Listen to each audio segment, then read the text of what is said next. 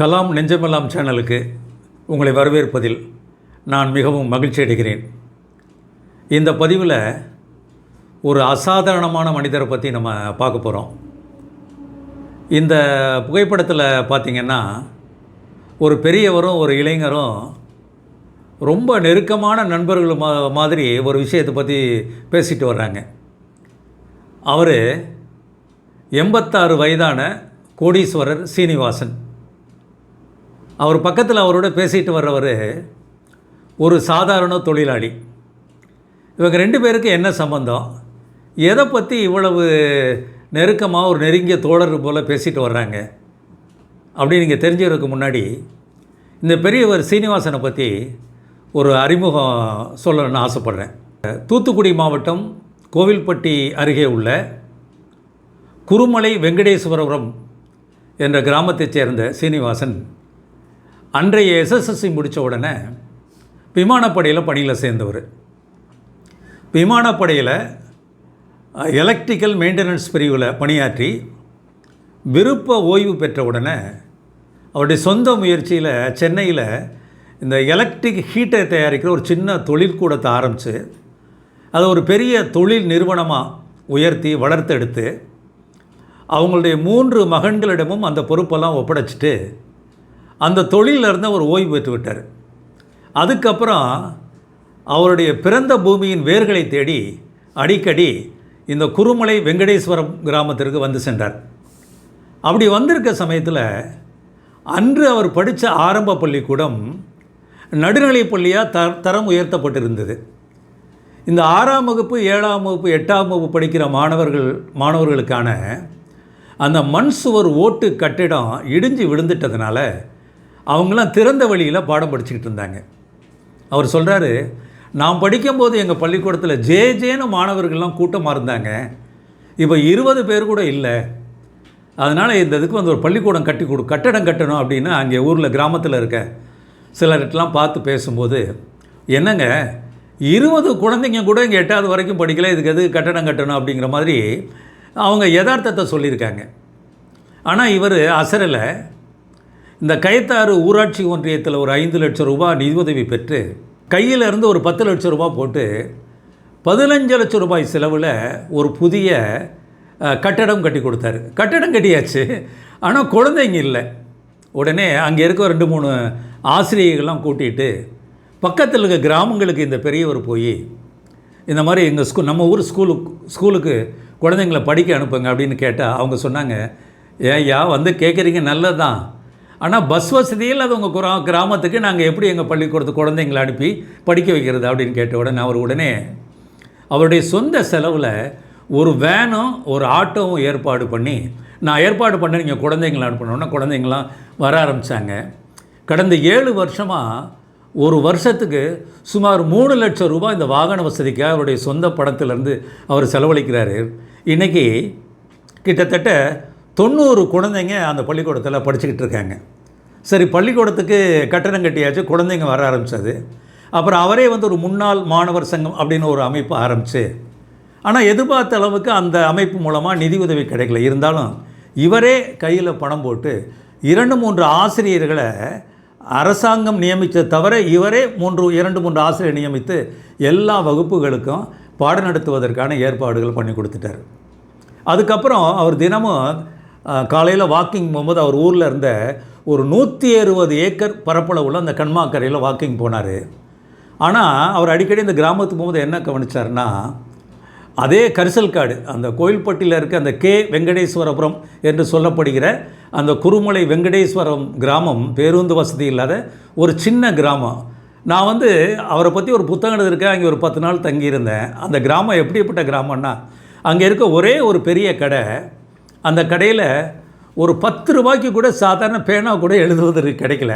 5 ரூபா பேனா தான் அங்கே கிடச்சிது. அப்படிப்பட்ட ஒரு கிராமம். அவர் அந்த கண்மாக்கரையில் தினமும் வாக்கிங் போகும்போது அந்த கண்மாக்கரை ரொம்ப பலவீனமாக இருக்கிறதுனால மழையே பெய்யாது, ஆனால் மழை பெய்கிற சமயத்துலையும் அதில் உடைப்பு ஏற்பட்டு கொஞ்சம் நெஞ்சம் இருக்க தண்ணியை வீணாக போயிடும். இவர் அதை பார்த்து ரொம்ப கவலைப்பட்டு அந்த கரையை அகலப்படுத்தணும் அப்படின்னு முடிவு பண்ணி அதற்காக சொந்தமாக 30 லட்சம் ரூபாய் செலவழித்து அந்த 160 ஏக்கர் பரப்பளவு கொண்ட அந்த கண்மாயை 3 கிலோமீட்டர் நீளத்திற்கு 30 அடி அகலம் 20 அடி உயரத்தில் ரொம்ப வலுவான கரையமைத்து அந்த கண்மாய் கரையை தூர்வாரி பாசன வசதிக்கு ஏற்பாடு பண்ணார். அது மட்டும் இல்லாமல் இந்த பணி வந்து 2016ஆம் ஆண்டு நடந்தது. அந்த கண்மாய்க்கினோட இரு பக்கங்களையும் 1000 மேற்பட்ட மரக்கன்றுகளை நட்டு இந்த 10வது வருஷம் அந்த மரம்லாம் நல்லா பெருசாக வளர்ந்துருக்கு. அதோடு நட்டு கண்மாயை தூர்வாரி மரக்கன்றை நட்டு கண்மாய்க்கரையை பலப்படுத்துறது மட்டும் இல்லாமல் அப்பப்போ அந்த கண்மாய்க்கரை பராமரிப்பு, இன்னும் கூட இடைவெளி இருக்க இடத்துல மரக்கன்றுகள் நட்டு அதை பராமரிக்கிறது, அதற்காக சம்பளத்துக்கு ஒருத்தர் ஏற்பாடு பண்ணி அந்த பணியவும் செஞ்சுக்கிட்டு இருக்காரு. இப்போ வந்து அவர் இந்த தொழில் பணியிலேருந்துலாம் ஓய்வு பெற்றதுனால அடிக்கடி கிராமத்துக்கு போகிறாரு. குறைந்தபட்சம் 2 மாதம் அந்த கிராமத்திலே தங்கியிருக்காரு. கண்மாய் பராமரிப்பை மேற்பார்வை பண்ணுறாரு. பள்ளிக்கூடத்துக்கு அடிக்கடி போயிட்டு வர்றாரு. அந்த பள்ளிக்கூடத்திற்கு சுத்திகரிக்கப்பட்ட குடிநீர் வசதிக்கு ஏற்பாடு பண்ணி கொடுத்துருக்காரு. அந்த மாணவர்கள் நல்லா படிக்கிறதுக்கு என்னெல்லாம் தேவையோ அந்த வசதிகள்லாம் தொடர்ந்து பண்ணிக்கிட்டே இருக்கார். இப்படிப்பட்ட மனிதர் தினமும் அந்த ஊரில் தங்கி இருக்கும்போது அவர் ஒரு கோடீஸ்வரர். ஆனால் ஒரு சாதாரண வீட்டில், அவர் வீட்டில் இங்கே ஏசி வசதியோட கிடையாது, ஒரு சின்ன வீட்டில் குடியிருக்கார். அவருக்கு இப்போ வந்து 86 வயசு. அவர் வந்து கிராமத்தில் தனியாக இருக்கக்கூடாதுங்க. அவருடைய மகன்கள் சென்னையில் இருக்கவங்க அவர் கூட உதவிக்கு சமையல் பண்ணுறதுக்காக ஒரு உதவியாளர் அனுப்பிச்சி வச்சுருக்காங்க. ஆனால் இவர் எனக்கு இது சாப்பாடு வேணும் அது வேணும்லாம் சொல்கிறதே கிடையாது. அவங்க என்ன சமைச்சு கொடுக்குறாங்களோ அதை சாப்பிட்டுட்டு ஒரு எளிய வாழ்க்கையை அவர் இங்கே நடத்திக்கிட்டு இருக்கார் கிராமத்தில் இருக்கும்போது. அப்போ அந்த கண்மாக்கரையில் தினமும் வாக்கிங் அவர் காலையில் போகும்போது அவர் வந்து கூட ஒரு இளைஞரை கூட்டிகிட்டு போகிறாரு. அவர் பேர் வெயில் ராஜ். அவர் +2 முடிச்சிருக்காரு. அவருக்கு 32 வயசு. இவர் சந்தித்ததுனால, இந்த 86 வயதான அந்த சீனிவாசன் ஐயாவை சந்தித்ததுனால அந்த வெயில்ராஜ் வாழ்க்கையில் ஒரு மாற்றம். அந்த வெயில்ராஜ் வந்து அவங்க வீட்டில் இந்த ஆடு மாடுகளை மேய்ச்சிக்கிட்டு அவர் அங்கே அதுதான் அவருக்கு வருமானம். அந்த ஆடு மாடுகளை பராமரிச்சுக்கிட்டு இருந்தார். இவங்க வீட்டில் எலக்ட்ரிக்கல் ஒரு வேலை பார்க்குறதுக்காக அங்கே வந்து எலக்ட்ரீஷியனுக்கு உதவி பண்ணுறதுக்காக இந்த வெயில்ராஜ் வந்து கிட்டத்தட்ட ஒரு 10 மாதத்துக்கு முன்னாடி வந்திருக்காரு. இந்த இளைஞர் இந்த வெயில்ராஜினுடைய ஒரு பணியில் ஈடுபாடு, ரொம்ப அக்கறையாக, ரொம்ப அந்த வேலையை ரொம்ப அழகாக செய்கிறதெல்லாம் பார்த்துட்டு அந்த எலக்ட்ரீஷியன் சொல்லி, தம்பி இந்த பையனுக்கு அந்த வேலையெல்லாம் கற்றுக் கொடுப்பா, இதன் மூலம் அவருக்கு வருமானம் கிடைக்கணும் அப்படின்னு சொல்லி இந்த வெயில்ராஜ் அந்த இளைஞரும் அந்த எலக்ட்ரீஷியன்ட்ட அந்த எலக்ட்ரிக்கல் ஒர்க்கு மட்டும் கிடையாமல் ப்ளம்பிங் ஒர்க்கையும் கற்றுக்கிட்டு இன்றைக்கி அதுதான் அவருடைய முழு நேர தொழிலாக இருக்குது. இந்த சீனிவாசன் ஐயா தினமும் அந்த காலையில் வாக்கிங் போகும்போது அந்த 2 மாத காலத்துக்கு அவர் கூடவே அவருக்கு உதவிக்கு கூட போகிறாரு. அப்போ போகும்போதே கண்மாக்கரையில் அதை எப்படி பராமரிக்கிறது, எங்கே செடி நடணும், இதை பற்றியெல்லாம் பேசிட்டு போகிறாங்க. அப்போது வந்து இவங்க 2 பேருக்கும் ஒரே ஒரு ஒற்றுமை என்னென்னா, இவங்க 2 பேருமே புத்தகம் வாசிக்க ரொம்ப ஆர்வம் அதிகமாக உள்ளவங்க. இப்போ இந்த 86 வயசான சீனிவாசன் ஐயா அவருடைய ஆரம்ப பள்ளி நாட்களையே அவங்க நூலகம் பாருங்கள், ஒரு குக்கிராமத்தில் அந்த காலத்தில் ஒரு நூலகம் இருந்திருக்கு. அந்த ஆசிரியர்கள் புத்தகத்தை வாசிக்கிறதுக்கு உற்சாகப்படுத்தி இருக்காங்க. வேறு வீட்டுக்கு அப்போவே புத்தகங்களாக எடுத்து வந்து புத்தகங்களை வாசிக்கிறதுல ஒரு ஆர்வம் வந்துருச்சு. இன்றைக்கு வரைக்கும் புத்தகங்கள் தான் அவருக்கு ஒரு முக்கியமான பக்கத்துணை. புத்தகங்கள் வாசிப்பு அவரை பல விஷயங்களை மேம்படுத்துதுன்னு அவர் சீனிவாசன் என்கிட்ட சொன்னார். இந்த வெயில்ராஜ் இந்த 12ஆம் வகுப்பு படித்து முடிச்சுன்னா அவருக்கு நம்ம வந்து குடும்ப கஷ்டத்தை பார்த்து எப்படியாவது பணம் சம்பாதிக்கணும், குடும்பத்தை நல்லா கவனிச்சுக்கணும், அந்த ஆர்வத்தினால படிப்பில் அக்கறை இல்லாமல் கோவில்பட்டியில் போய் ஒரு புத்தக கடையில் வேலைக்கு சேர்ந்துருக்கார். அப்படி அங்கே இருக்கும்போது ஒரு கொஞ்சம் கொஞ்சமாக புத்தகங்களை படிக்கல அவருக்கு ஆர்வம் வந்திருக்கு. அவர் சொன்னார், சார் நான் பள்ளிக்கூடத்தில் படித்ததுக்கப்புறம் அந்த பையன் சொல்கிறார், அந்த இளைஞர், நான் படித்த முதல் புத்தகம் பாரதியார் கவிதைகள் சார். அதை படிக்க எனக்கு அது என்னமோ ஈர்த்துக்கிட்டே போச்சு. நான் சொந்தமாக பணம் கொடுத்து அந்த புத்தகத்தை வாங்கிட்டு வந்தேன். இன்னைக்கு வரைக்கும் அந்த பாரதியார் கவிதைகள் புத்தகத்தை வீட்டில் வச்சுருக்கேன். அப்பப்போ நான் எனக்கு ஏதாவது தோணும் போதெல்லாம் அதை எடுத்து படிக்கிறேன் அப்படின்னாரு. அதுக்கப்புறம் ஓஷோ புக்கு படிச்சிருக்காரு, நிறைய புத்தகங்கள் படிச்சுக்கிட்டே இருக்காரு, திருக்குறள் படிக்கிறாரு. இந்த 2 பேருக்குள்ள ஒரே ஒற்றுமை இந்த புத்தகங்கள் வாசிக்கிறதான். இந்த மாதிரி காலையில் 2 பேரும் ஒன்றா வாக்கிங் போகும்போது ஒரு நாள் ஏதோ ஒரு குறளை பற்றி சீனிவாசன் சார் அந்த பையன்கிட்ட சொல்லியிருக்காரு, யார்கிட்ட, நம்ம வெயில்ராஜிட்ட. உடனே வெயில்ராஜ் அவருக்கு தெரிந்த ஒரு திருக்குறளை சொல்லி அதுக்கு பொருள் சொல்லியிருக்காரு. இப்படி பேச ஆரம்பிச்சிருக்காங்க. தினசரி காலையில் இப்படி நடந்து பேசிட்டு போகிறாங்களா, அப்போல்லாம் திருக்குறளை பற்றி பேசுகிறாங்க, கொன்றை வேந்தன் பேசுகிறாங்க, மூதுரையை பற்றி பேசுகிறாங்க, நன்னறியை பற்றி பேசுகிறாங்க. இந்த வெயில்ராஜ் சொல்கிறாரு, சார் நான் +2 படித்து முடிக்கிற வரைக்கும் எனக்கு வந்து ஒரு 30 குறள் தான் சார் தெரியும்.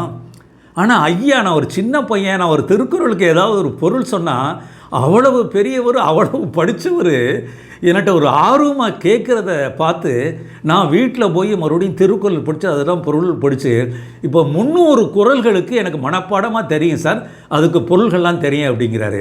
அப்படி பேசிகிட்டே போகும்போது நான் ஒரு நாள் அவங்க கூட சமீபத்தில் அந்த ஊருக்கு போயிருக்கும்போது சீனிவாசன் என்னோட 2 நாள் தங்கியிருந்தேன். நானும் ஒரு நாள் காலையில் அவங்க கூட வாக்கிங் போனேன். இந்த 2 பேரும் பேசுகிறத கேட்டு நான் ரொம்ப அப்படியே அதிசயத்து போனேன். அமைதியாக குறுக்கிடாமல் அவங்க பேசுறது மட்டும் கேட்டு ரசிச்சுக்கிட்டே போனேன்.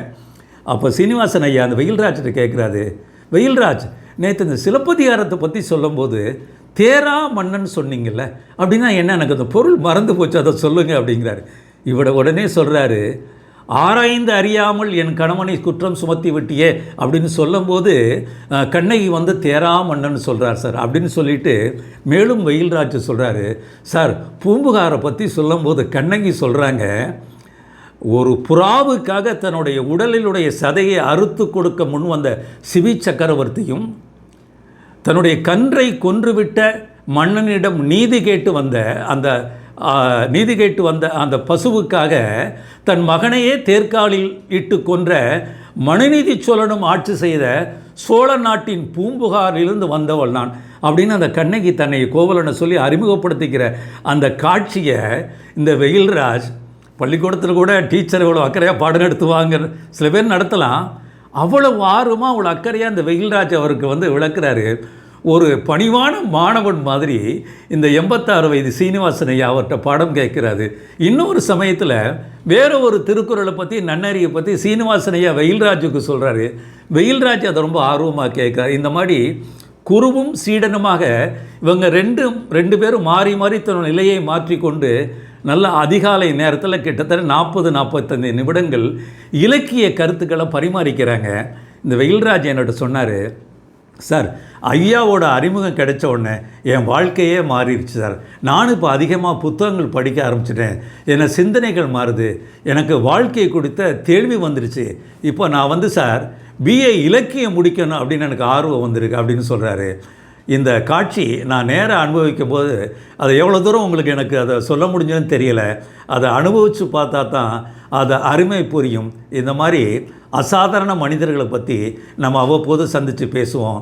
மீண்டும் ஒரு முறை வேறு ஒரு அசாதாரணமான மனிதரை பற்றி உங்களுடன் நான் பகிர்ந்து கொள்ள ஆவலுடன் காத்திருக்கிறேன்.